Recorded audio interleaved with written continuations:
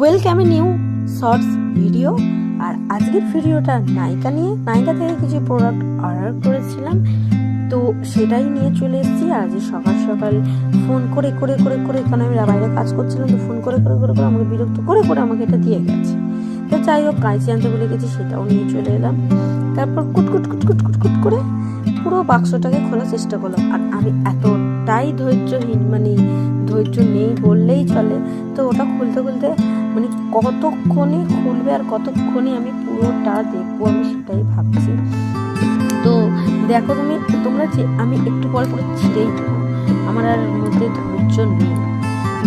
আমার প্রোডাক্ট এলেই আমার এরকম মনে হয় কতক্ষণে জিনিসটাকে খুলবে। ভাই এত প্যাকেজিং কে করে, এত সেলোটেপ কে লাগায়, আমি বুঝি না।